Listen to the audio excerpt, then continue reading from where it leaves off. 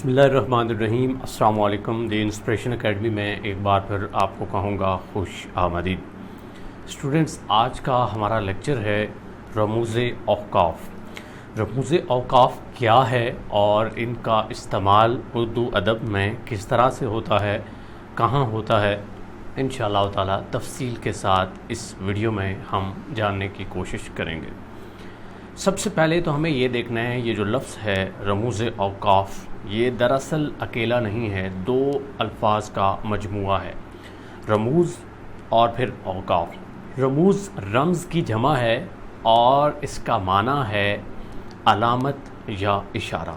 इसी तरह औक़ाफ़ वक्फ़ की जमा है और इसका मानी है वक्फ़ा करना, ठहरना या रुकना। और अगर हम इन दो अल्फाज को मिला कर देखें, रमूज़े औक़ाफ़, तो इससे मुराद वो अलामतें और वो इशारे हैं जो हम तहरीर या इबारत में इसलिए लगाते हैं ताकि हमने जहाँ रुकना है वहाँ रुकें, जहाँ कम वक्फ़ा करना है वहाँ कम वक्फ़ा करें, जहाँ तफसील की ज़रूरत है वहाँ तफसील बयान करें, और यूँ हमारी इबारत या तहरीर का जो मफ़हूम है वो वाज़ेह हो जाए, यानी उसकी वजाहत के लिए ये लाजमन होते हैं। एक जुमला है ठहरो मत जाओ।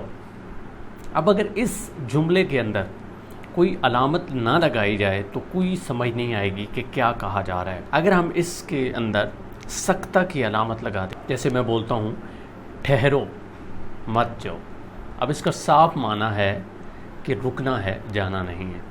और अगर इसको मैं दूसरी तरह पढ़ूँ, ठहरो मत जाओ, अब इसका साफ माना है कि अब रुकने का नहीं कहा जा रहा, ये कहा जा रहा है कि आप जाइए। यानी एक अलामत लगाने से पूरे का पूरा मफ़हूम ही बदल गया है। इसलिए रमूज़े औक़ाफ़ की अहमियत उर्दू अदब में जब आप कोई इबारत लिखते हैं, तहरीर लिखते हैं, इवन कोई शेर लिखते हैं, तो उनमें बड़ी अहमियत का हामिल है। मुख्तलिफ़ एहसासात होते हैं, जज्बात होते हैं, और उनमें फसाहत पैदा करने के लिए, उनमें वजाहत पैदा करने के लिए ये इंतहाई ज़रूरी होती हैं। 15 अलामात हैं रमूज़े औक़ाफ़ की जो आज मैं आपके सामने रखूँगा, साथ आप उसको देख भी लेंगे और चाहें तो पॉज करके उसको लिख लें या नोट्स बना लें। सबसे पहली अलामत है सख्ता, जिसको आप इंग्लिश में कॉमा भी कहते हैं। अब सख्ता किसी जगह अगर आपको ठहरना हो, लेकिन कम ठहरो, बहुत कम ठहराव के लिए, मसलन आप बोलते हैं कलम, दवात वगैरह। अब कलम के बाद ये एक इस्म था, जिस तरह नाम भी हो सकते हैं असलम, अकरम और जुनैद। तो अब असलम के बाद आपने ये सख्ता लगाया, चूँकि आपने अस्मा को अलग अलग करना है। इसको एक और नाम भी देते हैं वक्फ़े खफ़ीफ़। तो ये दोनों नामों से आ सकता है, इसलिए आपको ये ज़हन नशीन कर लेना है। दूसरी अलामत है वक्फ़ा, या इसको निस्फ़ वक्फ़ भी कहते हैं। सख्ता से जहाँ ज़्यादा ठहराव की ज़रूरत पड़े वहाँ हम वक्फ़ा की अलामत लगाते हैं। मसलन हम कहते हैं लाहौर पंजाब का, कोयटा बलूचिस्तान का और कराची सिंध का दारुल खिलाफा है।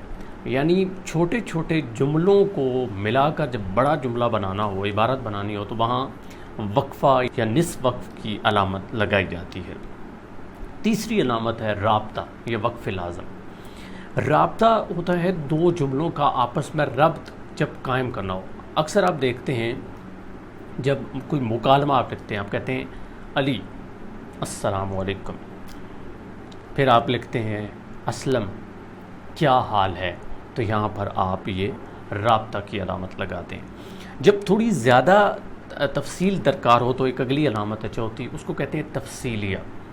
जिस तरह आप अक्सर तशरीह लिखते हैं, तो तशरीह चूँकि उसकी डिटेल में आपने वजाहत करनी होती है, तफसील देना होती है, इसलिए वहाँ अलामत ये आप लगाते हैं। या फिर आप जिस तरह कहते हैं कि एशिया के ममालिक दर्ज झैल हैं, अब यहाँ पे वो नीचे आपने तफसील देनी है तो आगे ये अलामत लगा देते हैं। पाँचवीं अलामत है ख़त्मा, इसको कहते हैं वक्फ़े मुतलक। एक और भी इसका नाम है जी, वक्फ़े ताम और वक्फ़े कामिल भी इसको कहते हैं। और ये जब कोई जुमला मुकम्मल होता है तब आप लगाते हैं, یا مخفف جو لفظ آپ استعمال کرتے ہیں آپ مثلا کہتے ہیں FA، جس طرح FSC، اس کے درمیان آپ دیکھتے ہیں تو یہ علامت لگائی جاتی ہے۔ چھٹی ہے سوالیہ، یا اس کو استفہامیہ بھی کہتے ہیں۔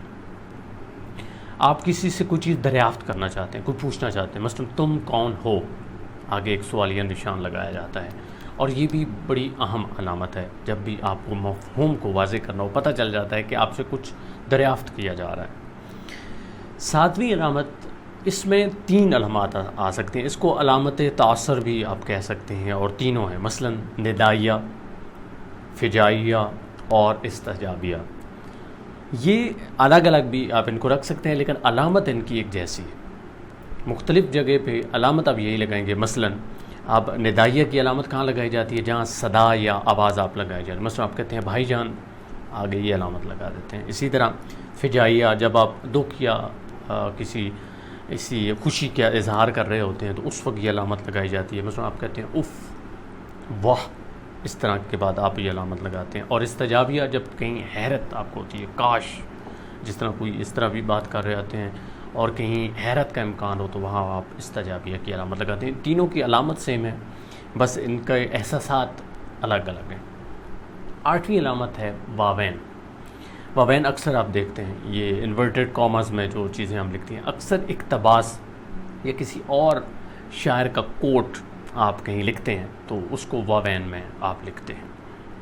مثلا وہ قائد اعظم کا قول ہے کہ کام کام اور کام، تو اس کو آپ واوین میں لکھیں۔ اس کے لیے ضروری ہے کہ ہو بہو وہی الفاظ آپ لکھیں جو کسی دوسرے نے کہے، تو اس کے لیے واوین ضروری ہے۔ اس کے بعد نامہ ہے لکیر یا خط، یہ ڈیش ہوتی ہے جس طرح اوپر ہم نے کہا، لیکن تھوڑی سی اس کو لمبا کر دیتے ہیں۔ اور یہ اور ایک اور اگلی علامت ہے قوسین، جملہ مرتضی کے لکھنے کے لیے، یعنی ایسا جملہ جو عبارت میں نہ بھی لکھیں تو عبارت میں فرق نہیں پڑتا، لیکن بعض اوقات آپ اس کی وضاحت کے لیے پیش کرتے ہیں۔ مثلا آپ کہتے ہیں علامہ اقبال سیالکوٹ میں پیدا ہوئے، اور آپ کبھی کبھی ایسا لکھ دیتے ہیں علامہ اقبال، آگے ڈیش لگاتے ہیں، شاعر مشرق، پھر ڈیش لگاتے ہیں، یا پھر قوسین میں آپ لکھ دیتے ہیں شاعر مشرق۔ اب شاعر مشرق نہ بھی لکھیں تو واضح ہے، اقبال کو ہم سب جانتے ہیں۔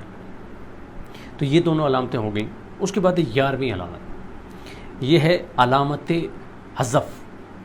یہ کم لوگ اس کو جانتے ہیں، یہ ایسے ڈاٹڈ آپ لکھتے ہیں۔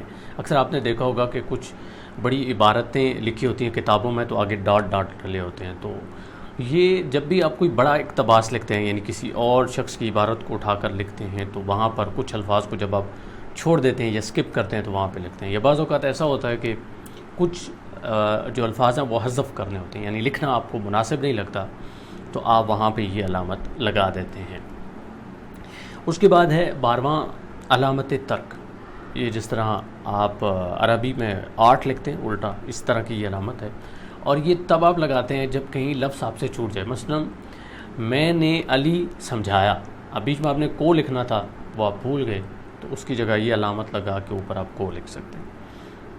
13ویں علامت ہے شعر کی، جب آپ کوئی عبارت لکھ رہے ہوں اور اس کے اندر شعر لکھنا پڑے تو پھر یہ علامت آپ لگاتے ہیں، 7 علامت آپ چیک کر سکتے ہیں۔ اس کے بعد 14واں ہے علامت حاشیہ، کہیں پر جب آپ کوئی حوالہ دیتے ہیں تو حوالے کے طور پر یہ علامت لگا کے آگے نمبر لگا دیتے ہیں 1 2 3، اور پھر فٹ نوٹ میں یا حاشیے میں اس کی وضاحت کر دیتے ہیں۔ آخری علامت جو میں نے یہاں پر رکھی ہے وہ علامت تخلص، شاعر کا جو قلمی نام ہوتا ہے، مثلا غالب، اقبال، تو اس کے اوپر یہ علامت لگائی جاتی ہے۔ تو اسٹوڈنٹس، رموز اوقاف کیا تھے ہم نے یہ بات کی، اور 15 علامتیں میں نے آپ کے سامنے رکھیں، ان کو آپ نے ضرور یاد رکھنا ہے۔ 1-2 بار پریکٹس کریں گے تو آپ کو حفظ ہو جائیں گی۔ آپ سے ملاقات ہوگی اگلے ویڈیو لیکچر میں، مجھے دیجیے اجازت، اللہ نگہبان۔